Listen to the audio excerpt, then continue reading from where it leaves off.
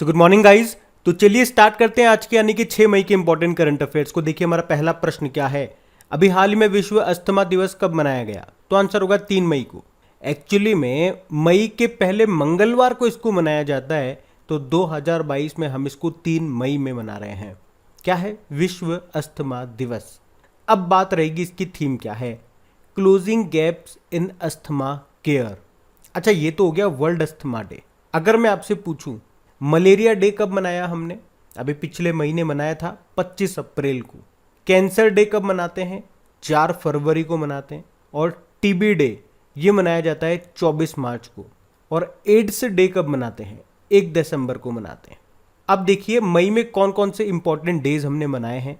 अगर आपको याद है तो कमेंट बॉक्स में टाइप करके बताइए, मैं आपको आगे ज़रूर बताऊंगा। अभी हम बढ़ते हैं आगे। और हाँ गाइज, आप लोगों के लिए एक आवश्यक सूचना, अभी आने वाले 8 मई को आप लोगों का एक टेस्ट लिया जाएगा। और ये जो टेस्ट होगा ये बिल्कुल फ्री होगा, जिसमें आप पता कर पाएंगे कि आपकी तैयारी कैसे चल रही है। एक्चुअल में कितना आपको आता है ये तो एनालिसिस से कर पाओगे आप टेस्ट लगा करके ही। लाइव रैंकिंग भी आपको मिलेगी, उस रैंकिंग में आप देख पाओगे कि आपके जो साथी हैं, जो स्टूडेंट्स हैं, जो भी वो टेस्ट देंगे वहाँ पे आप कहाँ स्टैंड कर पा रहे हो। और इतना ही नहीं, साथ में 1 करोड़ रुपए तक की स्कॉलरशिप भी आप जीत पाओगे। तो अनअकैडमी के जो टॉप एडुकेटर्स हैं वो आपके लिए क्वेश्चंस तैयार करेंगे। बिल्कुल एग्जाम पैटर्न की तरह क्वेश्चन पेपर सेट होगा। और खास बात यह है कि टेस्ट देने के बाद हर क्वेश्चन का वीडियो सॉल्यूशन भी आपको मिल सकेगा, ताकि आपको किसी तरह की परेशानी ना हो। तो टेस्ट का टाइम आपको याद रखना है सुबह 10 बजे 8 मई को। तो जब तक आप अपने आप को एनरोल कर लो, ताकि उस दिन आपको रिमाइंडर आ जाएगा कि हाँ टेस्ट देना है। लिंक आपको नीचे डिस्क्रिप्शन में मिल जाएगा। और टेस्ट को फ्री में देने के लिए कोड आपसे मांगेगा, तो कोड याद रखना क्रैक एग्जाम 10, ये टाइप कर देना, आपका फ्री में एनरोल हो जाएगा। और देखो अगर आप तैयारी कर रहे हो वास्तव में, तो टाइम टू टाइम टेस्ट देना आपको जरूर चाहिए। और ये जो फ्री के टेस्ट मैं आपको बता रहा हूं उसका फायदा कम से कम आप जरूर उठाएं। पेड वाले नहीं ले सकते हो कोई दिक्कत नहीं, लेकिन फ्री वाले तो जरूर लो। जब भी भविष्य में इस तरह के फ्री टेस्ट होंगे तो मैं आपको बता दिया करूंगा, तो उसका बेनिफिट आप जरूर उठाना। तो लिंक डिस्क्रिप्शन में है, कोड याद रखना क्रैक एग्जाम 10। अभी हम बढ़ते हैं आगे। फिर बताइए मई 2022 में 24वें डेफ लिम्पिक्स का आयोजन ये कहां पे हुआ? तो आंसर होगा ब्राजील में। तो डेफ लिम्पिक्स, इसी को ही डेफ लिम्पियाड भी कहते हैं। ये जो डेफ यानी कि बधिर एथलीट होते हैं उनके बीच की एक प्रतियोगिता होती है। ये हर 4 साल में एक बार होती है। और जिस तरह से आपके ओलंपिक नहीं होते क्या, समर ओलंपिक और विंटर ओलंपिक, ये भी ऐसे ही होती है। और ये जो अभी मई में हो रही है ये समर वाले हैं, जो 1 मई को शुरू हुए और 15 मई तक चलेंगे। और विंटर वाली कब होगी? ये 2023 में होगी, वो कनाडा में होगी। तो अभी आप याद रखें ये ब्राजील में चल रही है। और अभी इसमें भारत ने 2 गोल्ड और 1 ब्रोंज जीत लिया है। गोल्ड कहाँ कहाँ जीते गए? तो निशानेबाज हैं धनुष श्रीकांत, इन्होंने पुरुषों की 10 मीटर एयर राइफल में गोल्ड जीता है। उसके अलावा हाँ, भारतीय बैडमिंटन टीम ने जापान को हरा के दूसरा गोल्ड जीता है। अच्छा, आपको पता है अभी आपके समर ओलंपिक हुए थे, जिसे आप टोक्यो ओलंपिक बोलते हो। टोक्यो ओलंपिक 2020, उसमें भारत ने कितने मेडल जीते? 1 तो गोल्ड था, 2 सिल्वर थे और 4 ब्रोंज थे। टोटल 7 मेडल जीते थे। गोल्ड जीता था नीरज चोपड़ा ने भाला फेंक में। 2 सिल्वर किस किसने जीते थे? रवि कुमार दहिया ने, ये पहलवान है। और मीराबाई चानू ने, ये वेट लिफ्टर है। ब्रोंज 4 ब्रोंज आए थे। एक तो पीवी सिंधु ने, ये बैडमिंटन प्लेयर है, इन्होंने ब्रोंज जीता था। लवलीना बोर्गोहेन, ये मुक्केबाज बॉक्सर है, इन्होंने ब्रोंज जीता था। और 1 ब्रोंज जीता था बजरंग पूनिया ने कुश्ती में। और 1 ब्रोंज भारतीय पुरुष हॉकी टीम लेकर के आई थी जर्मनी को हरा करके। तो इस तरह से 4 ब्रोंज हमारे पास आए। और इस बार के ये जो टोक्यो ओलंपिक थे कौन से नंबर के थे? 32वें नंबर के थे। और इसमें उद्घाटन समारोह में ध्वजवाहक कौन रहे? मनप्रीत सिंह थे और एमसी मैरी कॉम थी। मनप्रीत सिंह कौन है? पुरुष हॉकी टीम के कप्तान है। और एमसी मैरी कॉम तो आप जानते ही मुक्केबाज हैं। और समापन समारोह में ध्वजवाहक फ्लैग बियरर कौन थे? बजरंग पूनिया थे। और इसमें भारत के लिए पहला पदक कौन लेकर के आई थी? मीराबाई चानू। मैंने बताया आपको वेट लिफ्टिंग में 49 किलोग्राम कैटेगरी में सिल्वर लाई थी ये। और टोक्यो ओलंपिक में और क्या ध्यान रख सकते हो? इसके शुभंकर ध्यान रखो। इसका शुभंकर क्या था? मिराइतोवा। जबकि पैरालंपिक का क्या था? सोमाइती। अब आप कहोगे कि पैरालंपिक में, टोक्यो पैरालंपिक में भारत ने कौन कौन से और कितने मेडल जीते टोटल? तो 5 तो हमारे पास गोल्ड आए थे, पैरालंपिक की बात कर रहे हैं। सिल्वर कितने आए थे? 8, और ब्रोंज आए थे 6, यानी कि टोटल मेडल कितने आए? 19 मेडल आए। और भारत की रैंक क्या रही थी पदक तालिका में? 24। और टोक्यो ओलंपिक में भारत की रैंक क्या थी? 48, यानी कि इसका डबल कर दो। और टोक्यो पैरालंपिक का शुभंकर मैंने आपको बता दिया, सोमाइती था। यहाँ पे गोल्ड कौन कौन लेकर के आया था, बस इतना ध्यान रख लो। एक तो अवनी लखेरा गोल्ड लेकर के आई थी, ये शूटर है। एक मनीष नरवाल, ये भी शूटर है, ये भी गोल्ड लेकर के आए थे। एक प्रमोद भगत का नाम याद रखो, बैडमिंटन में गोल्ड लाए थे। एक सुमित अंतिल, ये भाला फेंक में गोल्ड लेकर के आए थे। और एक है कृष्णा नागर, ये बैडमिंटन में गोल्ड लेकर के आए थे। तो इतना आप इस प्रश्न से याद रख सकते हैं। बढ़ते हैं आगे। चलिए बताइए, अभी हाल ही में डीडी नेशनल के किस शो ने ENBA अवार्ड 2021 जीता है? तो आंसर होगा बेस्ट फ्रेंड फॉर एवर। तो डीडी नेशनल ने ENBA मतलब क्या हो गया?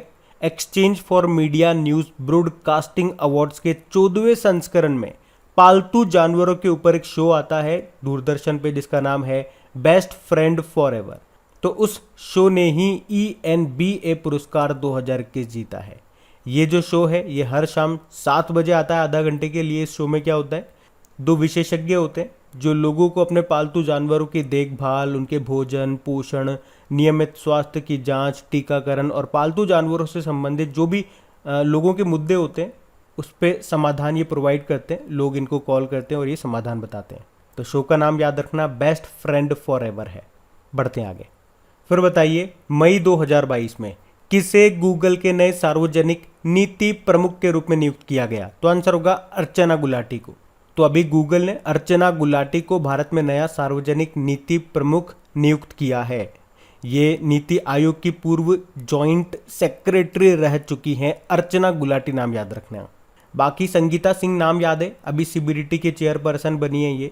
और रितु खांडूरी, ये उत्तराखंड विधानसभा में पहली महिला स्पीकर बनी है। और शांति श्री धुरीपुरी पंडित, ये जवाहरलाल नेहरू यूनिवर्सिटी की पहली महिला वाइस चांसलर बनी है। अच्छा देखो, बात तो गूगल की है। तो गूगल की स्थापना होती है 4 सितंबर 1998 को, हेडक्वार्टर कैलिफोर्निया US में है। इसके फाउंडर कौन थे? लेरी पेज और सर्जे ब्रिन। इसकी पेरेंट कंपनी है अल्फ़ाबेट। अच्छा, यहाँ पे आप लोग मुझे बताइए कि अभी अल्फ़ाबेट ने किस नाम से एक नई रोबोटिक्स कंपनी को लॉन्च किया था? तो आंसर हो जाएगा इंट्रेंसिक। ये कंपनी क्या करेगी? ये इंडस्ट्री में काम आने वाले जो रोबोट्स होते हैं उनके लिए सॉफ्टवेयर बनाने का काम करेगी। और गूगल और अल्फ़ाबेट दोनों के CEO बन गए हैं सुंदर पिचाई। अच्छा, इसके अलावा एक और प्रश्न मैं आप लोगों से पूछूंगा। आप बताइए, 2 जने हैं, चलो उनमें से तो एक यही है सुंदर पिचाई, दूसरे व्यक्ति का नाम बताना है आपको। उन्हें अभी पद्म पुरस्कार मिला था। और दूसरा प्रश्न आपका यही है कि कौन सा पद्म पुरस्कार उनको मिला था? पद्म भूषण मिला, पद्म विभूषण मिला या पद्मश्री मिला? ये बताइए। हम बढ़ते हैं आगे। चलिए बताइए, मई 2022 में किस देश की क्रिकेट टीम विश्व की नंबर 1 रैंकिंग वाली T20 टीम बन गई है? तो आंसर होगा भारत। तो भारतीय क्रिकेट टीम ने ICC की सालाना जो रैंकिंग आती है उसमें T20 में नंबर 1 स्थान हासिल किया है। जबकि टेस्ट टीम में लगातार 5 साल ये नंबर 1 रही है भारतीय टीम, लेकिन इस बार ये दूसरे स्थान पे आ गई। तो पहले स्थान पे कौन है? उसी तरह से वनडे रैंकिंग में भारत चौथे स्थान पे आ गया है, तो उसमें पहले स्थान पे कौन है? चलो तीनों को देखते। पहला तो मैंने आपको बता ही दिया, T20 रैंकिंग में भारत टॉप पे है। टेस्ट रैंकिंग में अभी तक भारत टॉप पे चल रहा था, लेकिन अब सेकंड पे आ गया। तो फर्स्ट पे कौन है? फर्स्ट पे ऑस्ट्रेलिया की टीम है। और वनडे रैंकिंग में भारत चौथे स्थान पर है। पहले स्थान पे कौन है? न्यूजीलैंड की टीम है। वैसे भारतीय टीम के कप्तान वर्तमान में कौन है? रोहित शर्मा है। अच्छा, क्रिकेट की बात है तो 2-3 सिंपल प्रश्न मैं आप लोगों से पूछूंगा, करंट अफेयर्स के ये सारे। पहले आप लोग उत्तर देना। मुझे बताओ, 2023 में street child cricket world cup ये कहाँ पे होंगे? बताओ। तो इसका आंसर होगा भारत में होंगे। और भारत में ही अगले साल 2023 में ICC मेंस वर्ल्ड कप भी होंगे, ये भी आपको याद है। और अभी 2022 में जो ICC वुमेन्स वर्ल्ड कप हुए थे, कहाँ पे? न्यूजीलैंड में। किसने जीता? ऑस्ट्रेलिया ने जीता है 7वीं बार, इंग्लैंड को हरा के जीता भी तो। और ऑस्ट्रेलिया से आपको याद आएगा कुछ समय पहले जो ICC T20 वर्ल्ड कप नहीं हुए थे यूनाइटेड अरब अमीरात और ओमान में, उसको भी तो ऑस्ट्रेलिया ने जीता था। तो फिर भारत ने क्या जीता? अभी जो अंडर 19 वर्ल्ड कप हुए थे उसको भारत ने जीता था, जिसमें कप्तान रहे थे यश धूल। उसके अलावा याद रखना पहली बार अंडर 19 वुमेन्स वर्ल्ड कप होंगे 2023 में, कहाँ पे? साउथ अफ्रीका में। और 2024 में जो आईसीसी T20 वर्ल्ड कप होंगे वो यूएस और वेस्ट इंडीज़ में होंगे। और कॉमनवेल्थ गेम्स की बात करें तो 2022 वाले ये बर्मिंघम इंग्लैंड में होंगे। अब आप मुझे बता दो 2026 वाले कॉमनवेल्थ गेम्स कहाँ पे होंगे, बताओ, हम बढ़ते आगे। चलिए बताइए अभी हाल ही में किसने 2022 के विश्व स्नूकर चैंपियनशिप को जीत लिया है? तो आंसर होगा रोनी ओसुलिवन। तो इंग्लैंड के स्नूकर प्लेयर हैं ये रोनी ओसुलिवन। तो ये भी आप ध्यान रखना। देखो 3 तरह से प्रश्न बन जाएंगे यहाँ पे। पहला प्रश्न कि रोनी ओसुलिवन का संबंध किससे है? तो स्नूकर प्लेयर हैं ये। और किस देश के हैं ये? तो आंसर होगा इंग्लैंड के हैं ये। और तीसरा प्रश्न ये करंट अफेयर्स का बन गया कि 2022 का विश्व स्नूकर चैंपियनशिप को किसने जीत लिया? तो इन्होंने रोनी ओसुलिवन ने।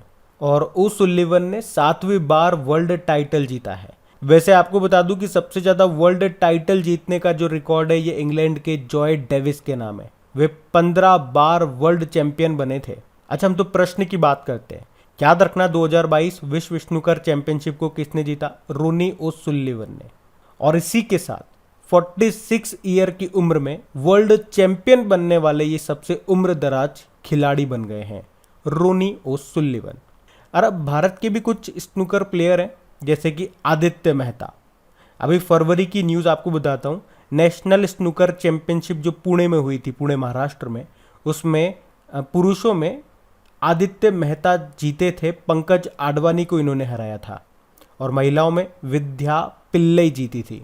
अच्छा, पंकज आडवाणी से भी प्रश्न बन जाएगा। अभी मार्च की ही बात है, इन्होंने 8वीं बार एशियन बिलियर्ड्स चैंपियनशिप 2022 को जीत लिया जो कि दोहा कतर में हुई थी।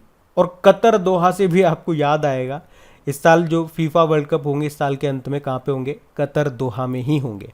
तो इसी तरह से आप चीज़ों को देखो लिंक करके, इंटरलिंक करते हुए चीज़ों को याद करोगे तो चीज़ों को याद रखना आपके लिए और आसान हो जाएगा। करंट अफेयर्स आपके लिए मनोरंजक और आसान बन जाएगी। बढ़ते हैं आगे। अच्छा बताइए, मई 2022 में किस फुटबॉल क्लब ने 35वां स्पेनिश लीग खिताब जीता है? तो आंसर होगा रियल मैड्रिड ने। तो रियल मैड्रिड ने एस्पेन्योल को हरा करके रिकॉर्ड 35वां स्पेनिश लीग खिताब जीत लिया है। रियल मैड्रिड, ये मैड्रिड किसकी कैपिटल है? स्पेन की।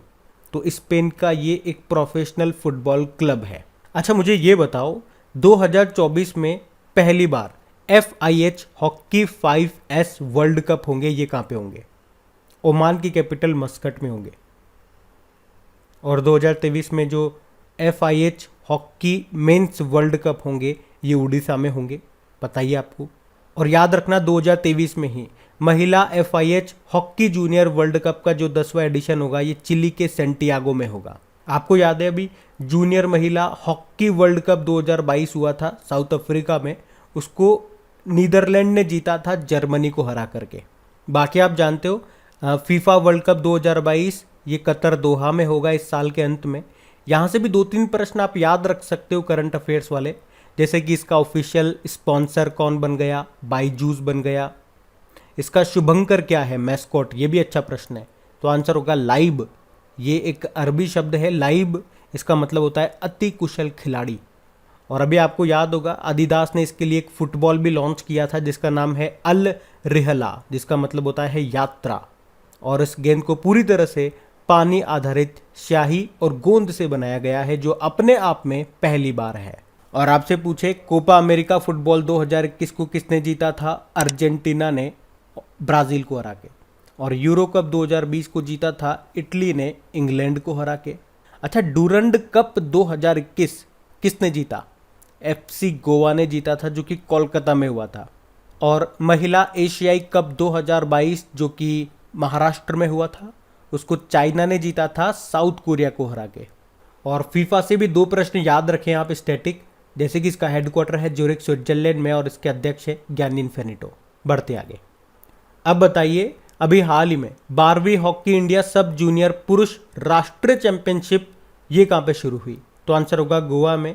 तो अभी 4 मई को 12वीं हॉकी इंडिया सब जूनियर पुरुष राष्ट्रीय चैंपियनशिप शुरू हुई है, कहाँ पे? गोवा में। अभी 4 मई को ये शुरू हुई जो कि 15 मई तक चलेगी।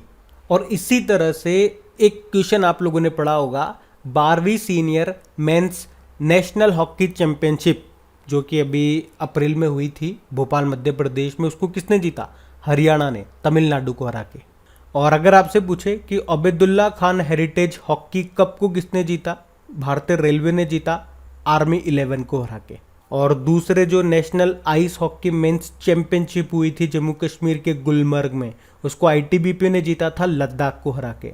और लद्दाख से आपको याद आएगा, नवी महिला राष्ट्रीय आइस हॉकी चैंपियनशिप 2022 जो कि अभी पहली बार हिमाचल प्रदेश में हुई थी, उसको लद्दाख ने तो जीता था। उसके अलावा men's hockey junior world cup 2021 जो उड़ीसा में हुआ था, उसको अर्जेंटीना ने जीता था जर्मनी को हरा के। और जर्मनी को तो हमारी भारतीय पुरुष हॉकी टीम ने भी हराया था टोक्यो ओलंपिक 2020 में, और इस तरह से हमने ब्रोंज मेडल जीता था। और आपसे पूछा जाए कि FIH प्रेसिडेंट अवार्ड किसे मिला, तो आंसर होगा VK पांडियन को। और भारत का सबसे बड़ा हॉकी स्टेडियम कहाँ पे बन रहा है? उड़ीसा के राउरकेला में बन रहा है। 2023 के जो मेंस हॉकी वर्ल्ड कप होंगे वो यहीं पे होंगे। और हॉकी इंडिया के अध्यक्ष का नाम है ज्ञानेंद्रो निगोंगबाम, ये मणिपुर के। वैसे इंटरनेशनल हॉकी फेडरेशन का हेडक्वार्टर कहाँ पर है? लुज़ेन स्विट्जरलैंड में है, और इसके प्रेसिडेंट है नरेंद्र बत्रा। तो ये सारे पॉइंट्स ध्यान रखना, बढ़ते आगे।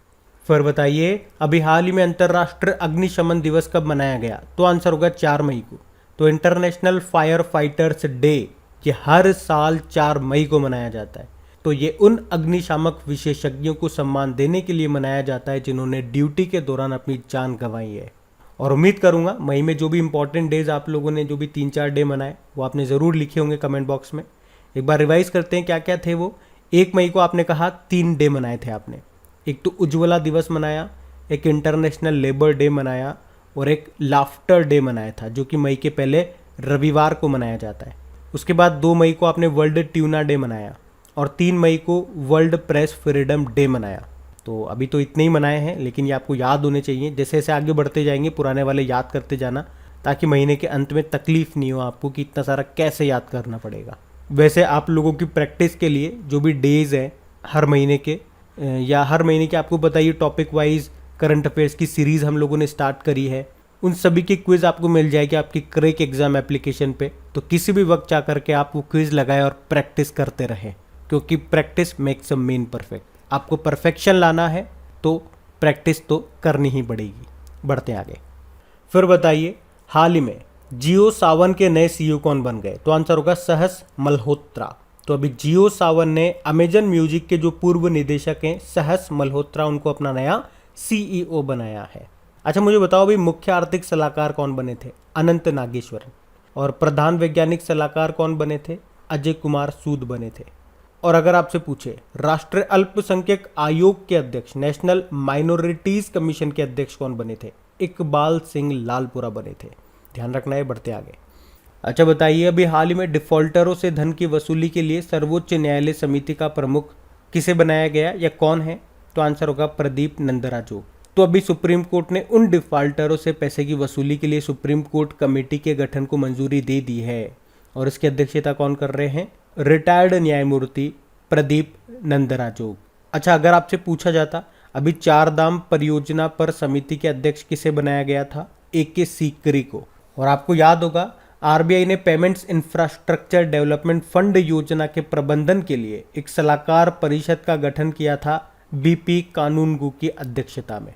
और SEBI security and exchange board of India ने तकनीकी क्षमताओं को बढ़ाने और बाजार की विसंगतियों का जल्द पता लगाने के लिए एक अलर्ट समिति बनाई थी, जिसकी अध्यक्षता कौन कर रही हैं? माधवी पुरी बुच कर रही हैं। वैसे अभी ये सेबी की पहली महिला अध्यक्ष भी बन चुकी हैं। अच्छा, रेल बजट और आम बजट को अलग करने वाली समिति क्या नाम था? एकवर्त समिति। और इनको साथ लाने वाली समिति थी विवेक देबरॉय समिति। तो अब बात करेंगे कल के वीडियो में पूछे गए प्रश्न के उत्तर की। तो कल के वीडियो में आपसे पूछा गया था कि जूनियर वर्ल्ड वेटलिफ्टिंग चैंपियनशिप में स्वर्ण पदक जीतने वाली पहली भारतीय कौन बनी? तो आंसर होगा हर्षदा शरद गरुड़। आप सभी ने प्रश्न का बिल्कुल सही उत्तर दिया है। और गाइज प्लीज़ अगर सेशन अच्छा लगता है, हेल्पफुल लगता है, तो इसे सपोर्ट ज़रूर करें, अपने दोस्तों के साथ में शेयर ज़रूर करें। जो भी आपका व्हाट्सएप ग्रुप हो गया, फेसबुक ग्रुप हो गया, तो वहाँ पे एक बार इस लिंक को शेयर ज़रूर कर देना और लाइक करना मत भूलना। और इनका क्विज बना करके अपलोड कर दिया गया आपके क्रैक एग्जाम एप्लीकेशन पे, ताकि इनकी आप अच्छे से प्रैक्टिस कर सके वीडियो देखने के बाद। और PDF भी आपको वहीं पे मिल जाएगा। और देखो अभी आप क्विज लगाने जाओगे इन क्वेश्चन की तो साथ में कोशिश करना पिछले 2-3 दिनों के जो आपने क्वेश्चन पढ़े हैं उनकी भी क्विज साथ के साथ लगाया करना, ताकि ये भी पता चलता रहे कि पीछे वाले क्वेश्चन में आप कितना सही कर रहे हो और कितना गलत कर रहे हो। मतलब भूले तो नहीं हो, रिवीजन चलता रहना चाहिए। मतलब सडनली अचानक से कोई से भी दिन का टेस्ट लगाना आप जारी रखें, ये हैबिट में डाल लें कि हाँ अचानक से कोई भी टेस्ट लगा लिया, चलो देखते हैं इसमें कितना स्कोर कर पा रहे हैं, क्या क्वेश्चन भूल गए या याद है।